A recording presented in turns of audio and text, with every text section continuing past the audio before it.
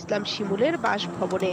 অগ্নিকাণ্ডে ৫ জনের মৃত্যু হয়। চলতি বছরের জানুয়ারিতে সরকার নিহতদের শহীদ হিসেবে তালিকাভুক্ত করে। তবে সম্প্রতি একটি জাতীয় দৈনিকের অনুসন্ধানী প্রতিবেদনে আসে ৫২ জনের নাম যারা শহীদ না হয়েও জুলাই শহীদ হিসেবে নিবন্ধন পেয়েছে। এদের ভেতর নাটোরের ৪ জনের নাম উঠে আসায় নতুন করে বিতর্ক দেখা দিয়েছে।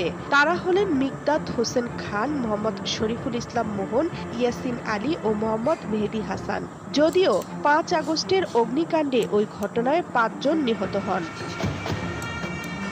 ওই প্রতিবেদনে বলা হয়, জুলাই শহীদদের সংজ্ঞায় গণ অভ্যুত্থান চলাকালে তৎকালীন সরকারের নিয়ন্ত্রণাধীন আইন শৃঙ্খলা রক্ষাকারী বাহিনী বা ওই সময়ে ক্ষমতাসীন রাজনৈতিক দলের সদস্যদের আক্রমণে মৃত্যুবরণকারীদের শহীদ হিসেবে স্বীকৃতি দেওয়া হয়েছে।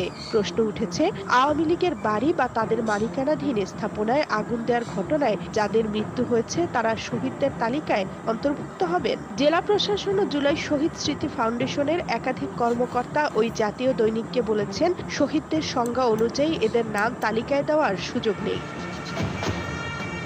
এদিকে বৃহস্পতিবার নাটোর শহরের একটি রেস্তোরাঁয় সংবাদ সম্মেলন করে নিহতদের স্বজনরা বলেন, একই ঘটনায় একই জায়গায় যে ৫ জন শহীদ হয়েছেন তার মধ্যে শাওন খান সিয়াম শহীদ হলেও বাকি ৪ জন শহীদ নয় বলে সংবাদ পরিবেশন করেছে। আপনারা যারা ষড়যন্ত্র করছেন, যারা হিংসা করছেন, আমাদের সন্তানকে ফিরিয়ে দেন, আমাদের সন্তানকে ফিরিয়ে দেন। আমাদের কোনো কিছু দরকার নাই। আপনাদেরকে আমরা কোটি টাকা দিব, আপনাদের চিরজীবন গোলামি করব, আপনাদের জন্য যা কিছু করতে বলেন তাই করব, কিন্তু আমাদের সন্তানকে ফিরিয়ে দেন। আমি ৬ তারিখে সকালে শুনতে পাই আমার সন্তান চলে গেছে, আর এমপি শিমুলের বাসায় তাকে আগুনে পুড়ে মারা হয়েছে। আমি পরবর্তীতে সাক্ষীদের কাছ থেকে শুনেছি যে তারা দুপুরের পর থেকে আর তাকে খুঁজে পাওয়া যাচ্ছিল না, আমার সন্তানের খুঁজে পাচ্ছিল না, কারণ কোথা থেকে তাকে গুম করে নিয়ে এমপির বাসায় আটকে রেখে আগুনে পুড়ে মারে। জুলাই আন্দোলনে আমার বক্তব্য আপনারা লিখিত পাবেন যে যারা এইভাবে শহীদ হয়েছে তাদের নিয়ে ষড়যন্ত্র করার কী যুক্তি থাকতে পারে আমি বুঝি না। এখানে নাই কেন? একই দিনে ৫ জন শহীদ হলো, একই বাড়িতে ৫ জন শহীদ হলো, অথচ একজনকে বাদ দেওয়া হয়েছে। মোনালিসা হেভি ফ্লো 15 পিস প্যাকেটের সাথে ৮ পিসের একটি প্যাকেট একদম ফ্রি।